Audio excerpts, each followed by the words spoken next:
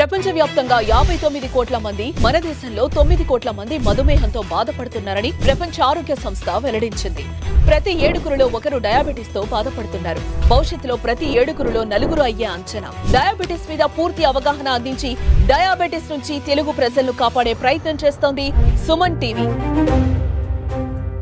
ఇంట్లో ఒకవేళ మనం షుగర్ చెక్ చేసుకుంటున్నాము అంటే కనుక ఎలాంటి జాగ్రత్తలు ఎలాంటి టైమింగ్స్లో చేసుకోవాలి అనేది ఎర్లీ మార్నింగ్ ఫాస్టింగ్ అండి. అంటే నిద్ర లేవగానే ఏమీ తినక ముందు ఒకసారి షుగర్ చెక్ చేసుకోమంటాము. అలానే మళ్ళీ తిన్న తర్వాత 2 గంటలకి, గంటన్నర నుంచి 2 గంటల వరకు, అది పోస్ట్ బ్రేక్ఫాస్ట్ అవ్వచ్చు, లేకపోతే భోజనం తర్వాత అవ్వచ్చు, లేకపోతే డిన్నర్ కన్నా ముందు కూడా అవ్వచ్చు. కొంతమంది పేషెంట్స్లో ఏంటంటే మాకు ఇంట్లో వచ్చే షుగర్ రీడింగ్స్కి 3 months యావరేజ్ HbA1cకి మ్యాచ్ అవ్వదన్నమాట. అలా మ్యాచ్ అవ్వనప్పుడు ఏంటంటే ఎక్కడైనా ఒక చిన్న పాయింట్ ఆఫ్ టైంలో మనకి ఎక్కడైనా షుగర్స్ రేజ్ అవుతున్నాయా అనే డౌట్ ఉన్నప్పుడు ఫాస్టింగ్ అయితే కంపల్సరీ ప్రతిసారి చెక్ చేసుకోమంటాము. ఒక్కొక్కసారి బ్రేక్ఫాస్ట్ తర్వాత చెక్ చేసుకుంటే, ఒకసారేమో లంచ్ తర్వాత చెక్ చేసుకోమంటాం, ఒక్కొక్కసారేమో డిన్నర్ కన్నా ముందు. అంటే ఎక్కడైనా పాకెట్స్ ఆఫ్ హైపర్ గ్లైసిమియా అంటే ఎక్కడైనా హై షుగర్స్ ఎక్కడైనా 1 or 2 hours ఎక్కడైనా ఎక్కువ ఉంటున్నాయి అని చెప్పేసి మనకి ఏమైనా డౌట్ ఉంటే కనుక ఇలా వేరియస్ టైమింగ్స్ లో చెక్ చేసుకోమంటాం. లేదు కామన్ గా ఊరికి అసలు మన షుగర్ కంట్రోల్లో ఉందా లేదా, లేకపోతే మనకి ఏమైనా షుగర్ వచ్చిందా అనే మన డౌట్ ఉంటే చెక్ చేసుకోవాల్సింది 2 సార్లు అండి. ఒకటి ఏంటంటే ఫాస్టింగ్ ఏమీ తినక ముందు, టీ కాఫీ కూడా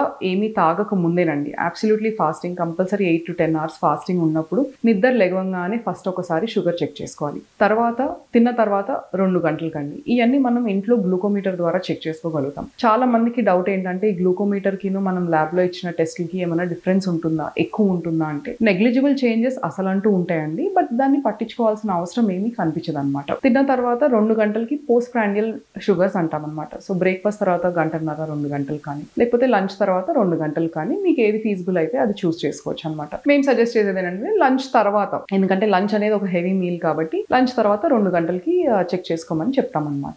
ఇది చెక్ చేసుకునేటప్పుడు మనము జనరల్గా గ్లూకోమీటర్స్ వాడతామండి. 3rd ఫింగర్ కానీ, అంటే మిడిల్ ఫింగర్ కానీ, 4th ఫింగర్ కానీ నీట్గా క్లీన్ చేసుకుని, ఆల్కహాల్ కానీ లేకపోతే స్టెరిలియంతో కానీ ఏదైనా నీట్గా క్లీన్ చేసుకుని, అది క్లీన్ చేసుకున్న తర్వాత స్పిరిట్తో కానీ దీంతో క్లీన్ చేసుకున్న తర్వాత అది డ్రై అయిన తర్వాత చిన్న ప్రిక్తో ఒక బ్లడ్ డ్రాప్, ఆ బ్లడ్ డ్రాప్ని క్లీన్ చేసేసిన తర్వాత సెకండ్ బ్లడ్ డ్రాప్ని గ్లూకోమీటర్ ద్వారా టెస్ట్ చేసుకోమని చెప్తామన్నమాట. ఇదేం పెద్ద పెయిన్ఫుల్ ప్రొసీజర్ లేకపోతే లాంగ్ ప్రొసీజర్ కాదండి. డే మొత్తంలో సుమారుగా ఒక 1 minute మనకి టైం పడుతుంది అంటే ఇది చెక్ చేసుకోవడానికి. ఒకవేళ ఏమన్నా రీడింగ్స్ నార్మల్ అంటే 100, 110 ఉన్నాయి అనుకోండి, ఏమీ భయపడాల్సిన అవసరం ఉండదు. షుగర్ లేని వాళ్ళకి 120, 130 కన్నా ఫాస్టింగ్ లో ఎక్కువ కనిపిస్తోంది అని అంటే కనుక జాగ్రత్త పడాల్సి వస్తుంది. తిన్న తర్వాత 180, 190, సుమారుగా 190 వరకు ఒప్పుకుంటామండి. 190 కన్నా ఎక్కువ ఉంటే మాత్రం జాగ్రత్తలు తీసుకోవాల్సి వస్తుంది. లేదు ఆల్రెడీ షుగర్ ఉంది, షుగర్ మెడిసిన్స్ మీద ఉన్న వాళ్ళకి ఫాస్టింగ్ 100, 110, తిన్న తర్వాత సుమారుగా 170 to 180 లెవెల్స్ వరకు ఒప్పుకుంటాము. డయాబెటిక్ పేషెంట్స్ లో మనము షుగర్ ఫుడ్స్ కానీ లేకపోతే తీపి వస్తువులు కానీ తినద్దని చెప్తామండి. దాంతోపాటు చాలా మందికి చాలా క్వశ్చన్స్ ఉంటాయి. అంటే కొంతమంది మామిడికాయ తినచ్చా, లేకపోతే అరటిపండు తినచ్చా, లేకపోతే ఆరెంజ్ తినాలా, లేకపోతే యాపిల్ తినచ్చా అని చెప్పేసి మెయిన్ ఫస్ట్ మమ్మల్ని అడిగే క్వశ్చన్స్ ఫ్రూట్స్, ఎలాంటి ఫ్రూట్స్ తినగలుగుతాము అని. మనకి హై గ్లైసిమిక్ ఇండెక్స్ ఉన్న ఫ్రూట్స్ వచ్చి బనానా, సీతాఫలం, చిక్కు, గ్రేప్స్, మామిడికాయ ఇలాంటి అయితే ఎట్టి పరిస్థితుల్లోనూ తినద్దు అని చెప్తామన్నమాట. Whole grain foods like millets, జొన్నలు, రాగులు, సజ్జలు, steel cut oats, barley, quinoa, దాంతోపాటు కొంచెం ప్రోటీన్ ఫుడ్ అంటే మీట్, చికెన్ కానీ, ఫిష్ కానీ, లేకపోతే ఎగ్స్ కానీ, దాంతోపాటు మళ్ళీ ఫైబర్ యాడ్ చేయడం అంటే మన కూరగాయలు. సో ఇవన్నీ కలిపి తిని వాళ్ళు షుగర్ కంట్రోల్ చేసుకుంటాం. లేకపోతే ఆల్రెడీ డయాబెటిక్ హై మెడికేషన్ మీద ఉన్న వాళ్ళు ఈ కొంచెం లో గ్లైసెమిక్ ఇండెక్స్ ఫుడ్స్ తింటూ మెడికేషన్ అనేది కొంచెం తగ్గించుకోగలుగుతారు అనమాట. దీంతో పాటు మనం చిన్న మీల్స్, స్మాల్ మీల్స్ ఎక్కువ సార్లు తింటాము. వాకింగ్ అనేది, ఎలాంటి ఎక్సర్సైజ్ ఎంతసేపు చేయాలి అని చెప్పేసి చాలా మందికి చాలా డౌట్స్ ఉంటాయండి. కొంతమంది ఏమో జిమ్కి వెళ్ళొచ్చా అంటారు, కొంతమంది ఏమో వేరే పిలాటేస్ అంటారు, లేకపోతే వెయిట్ ట్రైనింగ్ చేయొచ్చా అని. మేము సజెస్ట్ చేసేది షుగర్ కానీ ఎనీ లైఫ్ స్టైల్ డిజార్డర్స్ ని కంట్రోల్ చేయడానికి ఎనీ టైప్ ఆఫ్ కార్డియో, అది walking, running, jogging, cycling, Zumba, aerobics, లేకపోతే స్విమ్మింగ్, ఇలాంటి ఏదన్నా సరే ఒక 40 to 45 minutes డైలీ, వీక్ లో ఒక 5 days అన్నా చేసి మిగతాది ఒకవేళ మీకు ఏమైనా చేయబుద్ధి అయితే కనుక అది చేయొచ్చు. కానీ ఇది మాత్రం మ్యాండేటరీగా వీక్ లో ఒక 5 days ఫాలో అవ్వాలి వస్తుంది. ఇవన్నీ చేసుకుంటూ రెగ్యులర్ గా మనం టైమింగ్స్ ప్రకారం మెడిసిన్స్ వేసుకుని షుగర్ కంట్రోల్లో ఉందా లేదా అనేది రెగ్యులర్ గా చెకప్స్ చేయించుకుని ఈ రిపోర్ట్స్ మన ఫిజిషియన్ కి చూపించుకుంటూ వాళ్ళ సలహా తీసుకుంటూ షుగర్ ని కంట్రోల్లో ఉంచుకోవచ్చు. డయాబెటిక్ మెడికేషన్స్ అనేది ఇర్రెగ్యులర్ గా తీసుకుంటాం, లేకపోతే వాళ్ళ నేను అన్నం తినలేదు నా షుగర్ కంట్రోల్లోనే ఉంటుంది అని చెప్పి టాబ్లెట్స్ స్కిప్ చేయడం, లేకపోతే ఏదో పార్టీకి వెళ్ళాము కొంచెం ఫుడ్ ఎక్కువ తీసుకున్నాము అని చెప్పి ఒక టాబ్లెట్ ఎక్స్ట్రా వేసుకుంటాం. ఈ టాబ్లెట్స్ కన్నా కూడా ఇన్సులిన్ వాడే వాళ్ళలో మనం వాళ్ళకి కావాల్సిన డోస్ అంటే రోజు 10 యూనిట్స్ తీసుకునే వాళ్ళు ఇవాళ నేను అన్నం తినలేదు, లేకపోతే వాళ్ళు ఒక 10 minutes వాకింగ్ ఎక్కువ చేశాను అని చెప్పి ఒక 4 యూనిట్స్ తక్కువ తీసుకుంటాము, లేకపోతే నేను వాళ్ళు ఎక్కువ తిన్నాను అని చెప్పి ఒక 4-5 యూనిట్స్ ఎక్స్ట్రా తీసుకుంటాము. ఇవన్నీ సెల్ఫ్ మెడికేషన్ అనేది డయాబెటీస్ లో అసలు సజెస్ట్ చేయమండి. అట్లా అన్నిటి మూలంగా మీకు ఈ షుగర్స్ అప్ అండ్ డౌన్ అవుతాము, షుగర్స్ డౌన్ అయ్యి మళ్ళీ దానికోసం అని చెప్పి మళ్ళీ ఏదైనా స్వీట్ తింటాము. ఈ ups and downs of sugars will cause more harm. అంటే ఈ ఎక్కువ చెడు చేస్తాయి మనకి. అది హై అయినా లో అయినా దానికన్నా ఈ అప్ డౌన్ మనము మెడిసిన్స్ ఆల్టరేషన్స్ లేకపోతే డైట్ ఆల్టరేషన్స్ మూలంగా ఈ అప్ అండ్ డౌన్ అనేది మనకి ఎక్కువ ఆర్గన్ ఇంజురీస్, ఆర్గన్స్ మీద ఎక్కువ ప్రెషర్ చూపిస్తాయి. సో ఈ అప్స్ అండ్ డౌన్స్ అనేది అవాయిడ్ చేయమని చెప్తాం. వీటిలో మనకి ఒక సింపుల్ పద్ధతి ఏంటంటే అండి, అప్పట్లో మన పనులు మనమే చేసుకునేవాళ్ళం. అప్పుడంతా ఇంత బిజీ లైఫ్, ఇంత స్ట్రెస్ఫుల్ లైఫ్ ఒకప్పుడు జనరేషన్ చూడలేదండి. వాళ్ళ పనులు వాళ్ళు చేసుకునేవాళ్ళు. బావిలోంచి నీళ్లు తెచ్చుకుంటాం కానీ, బిందెలు మోసుకుని రావడం కానీ, ఇవన్నీ వాళ్ళ యాక్టివిటీస్.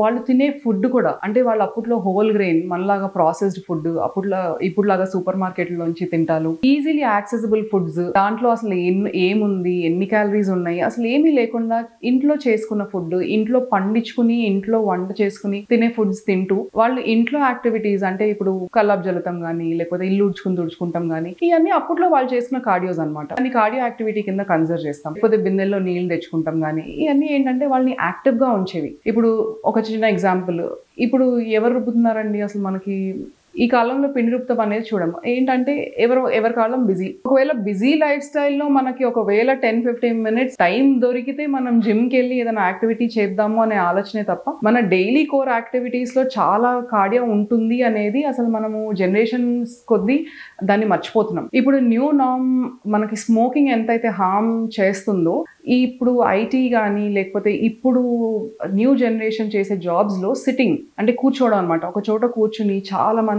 6 గంటలు 8 గంటలు లెగకపోవడం, sitting is considered the next smoking. అంటే స్మోకింగ్ మూలంగా మనకి ఎంత హార్మ్ ఉంటుందో బాడీకి, సిట్టింగ్ మూలంగా కూర్చుంటం మూలంగా కూడా మనకు అంతే హార్మ్ ఉంటాయింది అనేది ఒక ప్రూవెన్ ఫ్యాక్ట్ అనమాట. సో ఇదన్నీ అవాయిడ్ చేయడం ఏంటంటే, అంటే ఇప్పుడు మా దగ్గర చాలా మంది వస్తారు, మేము ఇంట్లో పని చేస్తున్నాము, ఇండ్లు ఉడుస్తాము తుడుస్తాము, మాకు ఈ యాక్టివిటీ సరిపోతుందా, మేము ఇది చేస్తే వాకింగ్ చేయాల్సిన అవసరం లేదా అని అలా చూసుకుంటే అండి, లైఫ్ స్టైల్ డిజార్డర్స్ ఏమన్నా రాకుండా ఉండటానికి మీరు ఇంట్లో చేసే పనుల వరకు సరిపోతాయి. కానీ మీరు యాక్టివ్ గా ఉండటానికి లేకపోతే ఒక లైఫ్ స్టైల్ డిజార్డర్ ని కంట్రోల్లో పెట్టుకుంటానికి అవి సరిపోవు. ఎందుకు అంటే, ఒకటి మనకు అవన్నీ చిన్నప్పటి నుంచి అలవాటు అయి ఉంటాయి. రెండోది ఏంటి అంటే, మనం కొంచెం ఆయాసం రాగానే లేకపోతే కొంచెం టైర్డ్ అవ్వగానే ఆపేస్తాం. అలాంటప్పుడు మన హార్ట్ రేట్ అనేది కార్డియో కింద కన్సిడర్ చేయలేం. హార్ట్ రేట్ అనేది ఒక పాయింట్ లో మెయింటైన్ అవ్వదు, ఎందుకంటే మనం మధ్యలో ఆపేస్తూ ఉంటాం కాబట్టి. సో మన డైలీ కోర్స్ మనకి ఇంపార్టెంట్, చేసుకోవాలి to keep our cells active. But life style disorders ని కంట్రోల్లో పెట్టుకుంటానికి మ్యాండేటరీ ఎక్స్ట్రా కార్డియో ఒక 45 minutes కంటిన్యూస్ గా వాకింగ్ అనేది కంపల్సరీ.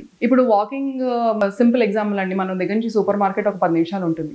ఈ కాలంలో అందరూ 2 వీలర్సే కానీ వాకింగ్ అనేది వెళ్ళి వాకింగ్ చేసుకుంటూ సూపర్ మార్కెట్కి వెళ్ళడం కానీ, వాళ్ళ వస్తువులు మోసుకుని తీసుకుని రావడం అనేది మనం చూడట్లేదు. పాతకాలంలో బిందెలు మోసేవాళ్ళు, మనం కనీసం వెళ్ళి సూపర్ మార్కెట్ వరకు వెళ్ళి మన వస్తువులు మనం నడుచుకుంటూ వెళ్ళి తీసుకొచ్చినా చాలండి. ఇప్పుడు మనకి ఏ చిన్నది కావాలన్నా సరే 2 వీలర్స్ 4 వీలర్స్ అనేది ఒక అలవాటు అయిపోయింది. ఆ అలవాటుని మార్చుకుని మనం వాకింగ్ కానీ లేకపోతే ఒక చిన్న సైకిల్ కొనుక్కుని సైకిల్ వేసుకుని వెళ్ళామనుకోండి, మన యాక్టివ్ గా ఉంటాము, లైఫ్ స్టైల్ డిజార్డర్స్ రాకుండా ప్రివెంట్ చేస్తాము, పొల్యూషన్ కంట్రోల్లో కూడా పెట్టడానికి ఛాన్సెస్ ఉంది. మిల్లెట్స్ రైస్ కంపేర్ చేసుకుంటే అండి, మనం ఎప్పుడైనా డయాబెటిక్ పేషెంట్స్ లో మాట్లాడేటప్పుడు వాళ్ళకి డైట్ ఎక్స్ప్లెయిన్ చేసేటప్పుడు, లైఫ్ స్టైల్ చేంజెస్ చెప్పేటప్పుడు మనకి glycemic index of the food is important. Glycemic index of the food అంటే ఏంటంటే, ఎంత తక్కువ గ్లైసెమిక్ ఇండెక్స్ ఉంటే అంత షుగర్స్ తక్కువ రేజ్ అవుతాయి. అంటే మనకి ఎప్పుడైతే షుగర్ ఎక్కువ రేజ్ అవుతుందో, ఒకటేసారి రేజ్ అవుతుందో, మనకి అది మెడిసిన్ తో కంట్రోల్ చేయడం కొంచెం ఇబ్బంది అవుతుంది. సో లో గ్లైసెమిక్ ఇండెక్స్ ఫుడ్స్ లో one of the example is millets. Millets ని మనకి గ్లైసెమిక్ ఇండెక్స్ రైస్ తో కంపేర్ చేస్తే, వైట్ రైస్ తో కంపేర్ చేస్తే మిల్లెట్స్ లో గ్లైసెమిక్ ఇండెక్స్ కొంచెం తక్కువ ఉంటుందండి. అందుకనే మిల్లెట్స్ తింటే కనుక 3 పూట్లు తినచ్చు. ఒకవేళ మనకి ఏమీ ఇష్యూస్ లేవు, ఒకవేళ గ్యాస్ట్రైటిస్ ఏం రావట్లేదు, బాగానే ఉంది, బాగానే పడుతుంది అంటే కనుక హోల్ గ్రెయిన్ ఫుడ్స్ ఖచ్చితంగా సజెస్ట్ చేస్తామండి షుగర్ కంట్రోల్లో ఉంచుకోవడానికి. మిల్లెట్స్ లాగా మనకి హోల్ గ్రెయిన్ ఫుడ్స్, రాగులు, సజ్జలు, జొన్నలు, ఇవన్నీ రైస్ తో కంపేర్ చేస్తే వీటి గ్లైసెమిక్ ఇండెక్స్ కొంచెం తక్కువ ఉంటుంది. Any whole grain foods suggest చేస్తామండి డయాబెటీస్ కంట్రోల్లో ఉండడానికి. ఇవన్నీ మన పాతకాలం ఫుడ్స్, పాతకాలంలో మన ముందు జనరేషన్ అన్ని తిని మనం చూస్తానే ఉండొచ్చు. ఆ జనరేషన్ లో మనకు అసలు షుగర్, బీపీ అనేది చాలా తక్కువ మందిలో చూసేవాళ్ళం. ఎందుకు ఈ రైస్, ఈ పాలిష్డ్ ఫుడ్స్ ఇవన్నీ తినేది ఈ కాలం generation. So when we say food control, food changes in diabetes, ఖచ్చితంగా రైస్ అవాయిడ్ చేయమని, ఎస్పెషల్లీ వైట్ రైస్ అవాయిడ్ చేయమని చెప్తాము. మిలెట్స్ అనేవి ఒక లో గ్లైసెమిక్ ఫుడ్ అండి. మనం వైట్ రైస్ తో ఒకవేళ కంపేర్ చేసి, ఒకవేళ చాలా మంది diabetic patients pre diabetes range లో మా దగ్గరకు వస్తూ ఉంటారు. సో అంటే షుగర్ వచ్చే సూచనలు ఉన్నాయి, ఫ్యూచర్ లో షుగర్ వస్తుంది, ఇలాంటి వాళ్ళు ఏంటంటే మెడిసిన్స్ లేకుండా డైట్ ఎక్సర్సైజ్ తో కంట్రోల్ చేయగలిగిన వాళ్ళకు, చేద్దాం అనుకున్న వాళ్ళకి ఫస్ట్ ఫుడ్ రైస్ తో కంపేర్ చేస్తే మిలెట్సే సజెస్ట్ చేస్తామండి. గ్లైసెమిక్ ఇండెక్స్ అనే ఒక ఇండెక్స్ ద్వారా మనం ఒక ఫుడ్ షుగర్ పేషెంట్స్ లో మంచిదా కాదా అనేది డిసైడ్ చేస్తాం. సో మనం రైస్ తో కంపేర్ చేస్తే మనకి మిలెట్స్ అనేవి లో గ్లైసెమిక్ ఇండెక్స్ ఫుడ్స్. లో గ్లైసెమిక్ ఇండెక్స్ ఫుడ్స్ అంటే దీని మూలంగా మన షుగర్స్ పెద్దగా పెరగవు అనుకున్నప్పుడు మనకి డయాబెటీస్ రిస్క్ కూడా కొంచెం తక్కువ ఉంటుంది. సో దాంట్లో ఒక వెరైటీ మిలెట్స్ అండి.